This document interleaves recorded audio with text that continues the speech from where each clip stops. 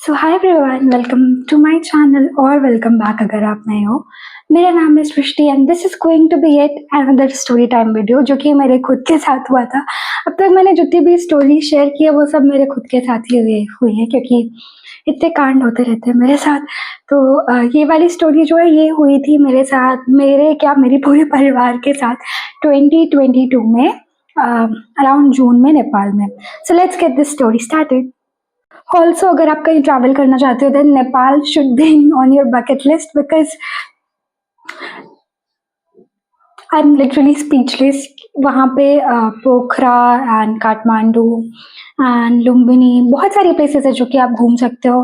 And Indian लोगों के लिए तो चीप भी है, पीपल भी बहुत ज़्यादा फ्रेंडली है, बहुत ज़्यादा, एंड इजीली आपको गाइड्स भी मिल जाएंगे, लो बजट ट्रिप हो जाएगी and what not. So if you want to visit Nepal you definitely should visit Nepal.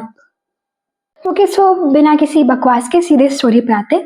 ये स्टोरी हुई थी जून 2022 में। मैं और मेरी पूरा खानदान, लाइक पूरी फैमिली नहीं, पूरा खानदान, जब हम लोग नेपाल ट्रिप पे गए थे। दिस वाज जस्ट आफ्टर मेरे 12th के बोर्ड्स के एग्जाम हुए थे एंड कोरोना वाले बच्चों को तो पूछो मैं, तीन बार बोर्ड्स दिलाए थे लिटरली। 3 या 2 बार तो दिलाए थे। हाँ, 3 नहीं 2 बार बोर्ड्स हुए थे, 3 नहीं, 3 ज़्यादा हो गया, 2 बार बोर्ड्स हुए थे।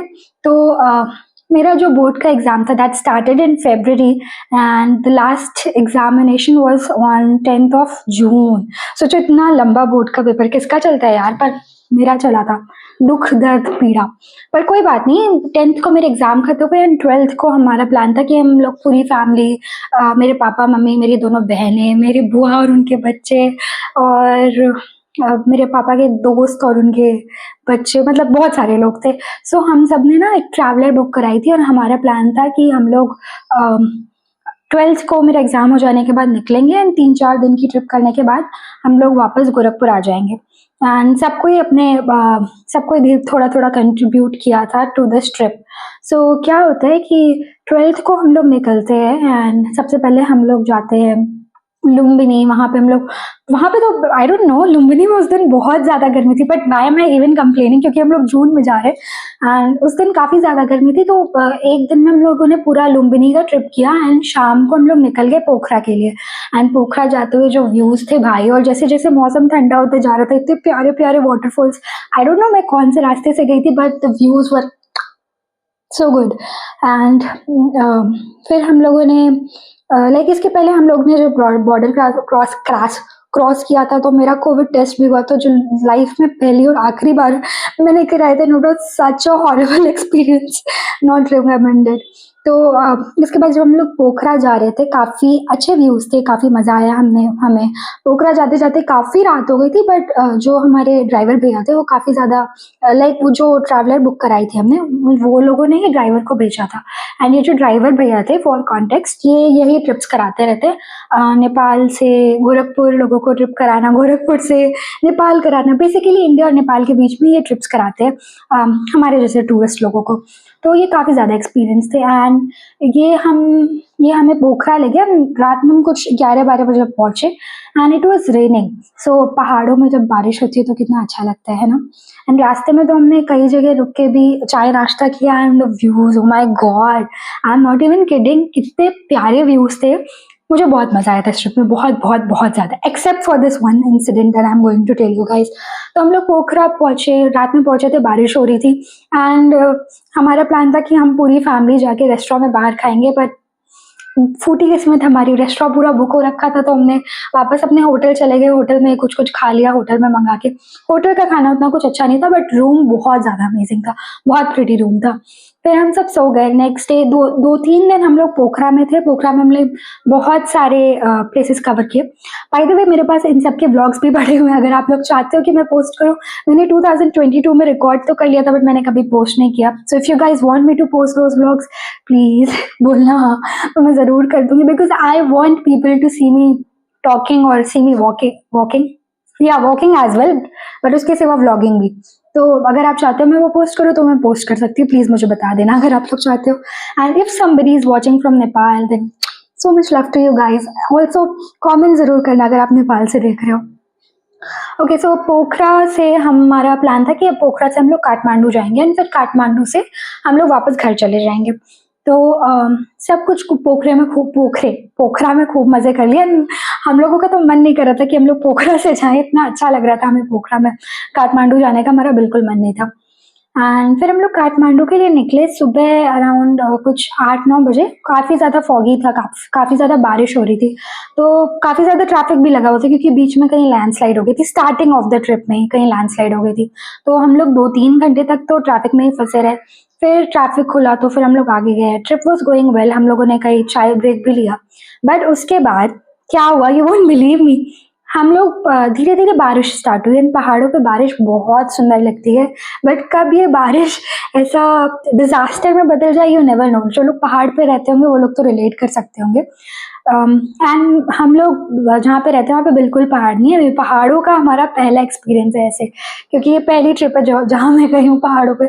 तो काफ़ी प्रिटी लग रहा था, बहुत ज़्यादा अच्छा सीनिक व्यूज़ थे। बट फिर क्या होता है कि हम लोग जिस रोड से जा रहे हैं काठमांडू, वहाँ पे लैंडस्लाइड होने लगती है। हमारे गाड़ी के पास लैंडस्लाइड हो रही है, पत्थर गिर रहे हैं, मिट्टी गिर रही है एंड फिर भी हम लोग चलते रहे बिकॉज़ ये उतनी इंटेंसिटी का नहीं था। हमें लगा ठीक है यार, अभी बारिश रुक जाएगी, फिर भी हम लोग जा ही रहे थे।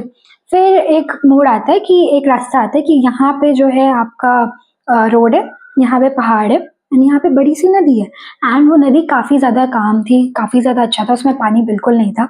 बट फिर चालू हो जाता है बहुत ज़्यादा हेवी रेनफॉल एंड पूरा ट्रैफिक लग जाता है एंड हम लोग लिटरली जैसे एक ब्रिज पे खड़े हैं, ये ब्रिज है, यहाँ ऊपर से वाटरफॉल है, वाटरफॉल का पानी ये ब्रिज से नीचे जा रहा है एंड ये नदी में जा रहा है एंड नदी जो काफ़ी काम थी वो अभी बहुत ज़्यादा वायलेंट हो चुकी है, उसका पानी बहुत ज़्यादा बढ़ चुका है। उस नदी के उस साइड भी पहाड़ है एंड हम लोग क्लियरली देख पा रहे हैं कि उस पहाड़ से बहुत ज़्यादा डेब्रिस, बहुत सारे रॉक्स बहुत लार्ज स्केल में गिरे जा रहे and we are standing like the vehicle is on that bridge only.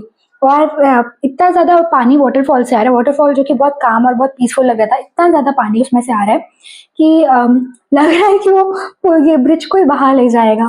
But हम लोग की सबकी बहुत ज़्यादा फट गई क्योंकि हम लोग ब्रिज पे थे एंड फिर हम लोगों ने डिसाइड किया कि हम लोग थोड़ी देर उतर जाते हैं एंड उतर के हम लोग काफ़ी ज़्यादा डरे हुए थे, तो हम लोग वहाँ पे एक लोकल शॉप पे गए कि चाय पी लेते हैं, बट वहाँ पे चाय नहीं था बिकॉज़ ऑब्वियस रीजंस, क्योंकि वाटर ये इतनी ज़्यादा बारिश हो रही है, पता नहीं क्या हो रहा है, कुछ समझ में नहीं आ रहा है।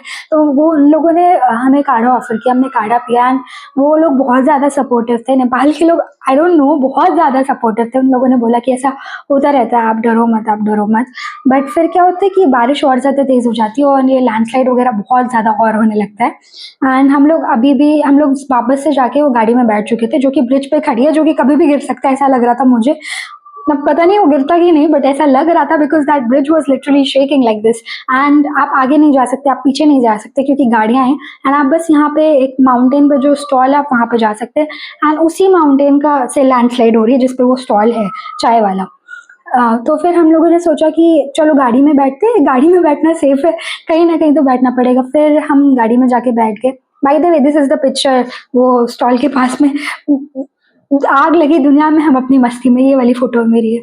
तो हम लोग उस स्टॉल पे हम लोग जाके वापस से गाड़ी में बैठ गए एंड फिर लिटरली वो जो पानी का लेवल है वो ब्रिज के लेवल से मैच कर रहा है, जो वाटरफॉल से पानी आ रहा है। और हमको लगा आज तो हम लोग गए, आज तो हम सब, मैंने तो सोच लिया था कि मेरा रिजल्ट मुझे देखने को नहीं मिलेगा, आज बस कहानी खत्म है।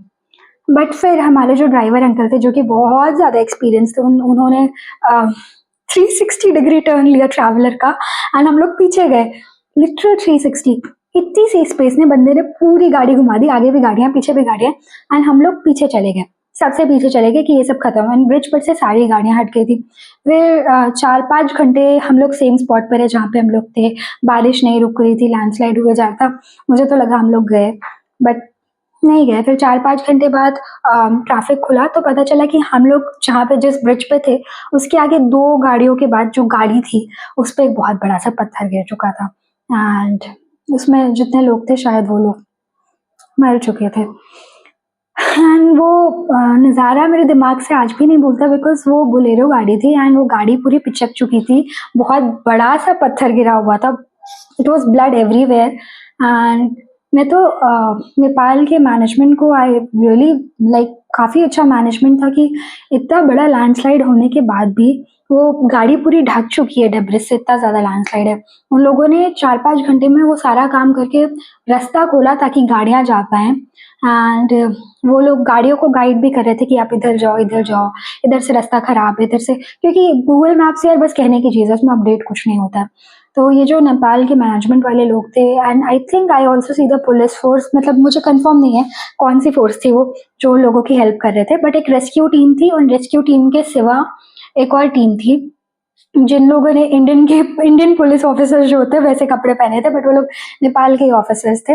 उन लोगों ने हमारी ट्रैवलर रुकाई और देखा कि सब कोई ठीक है, फिर देखा कि डरे हुए, बोले ऐसा कोई बात नहीं है, ऐसा होता रहता है एंड आप लोग चिल करिए, आप लोग ये रास्ते से मत जाइएगा, यहाँ से डाइवर्जन है।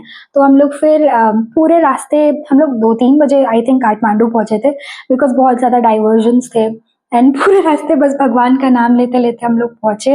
एंड काठमांडू पहुंचने के बाद जो रिलीफ मिला ना कि भाई आज तो बच गए, अब बारिश में कभी नहीं आ रहे पहाड़ों पे। तो फिर काठमांडू पहुंचने के बाद भी हम लोगों ने काफ़ी एंजॉय किया, लेकिन मुझे ज़्यादा मज़ा तो पोखरा में ही आया था यार। So this was the little story that I wanted to share. आप लोगों को कैसी लगी हो? अगर अच्छी लगी हो तो प्लीज़ बताना एंड चैनल को सब्सक्राइब करना मत भूलना यार, because I am a growing creator and आपका एक लाइक या एक सब्सक्राइब मुझे बहुत मोटिवेट कर सकता है। एंड ऑल्सो अगर आप लोग चाहते हो कि मैं नेपाल के वाले व्लॉग्स डाल दूँ तो डू कमेंट बिलो, मैं ज़रूर डाल दूँगी। Thank you so much for watching, have a great day, bye.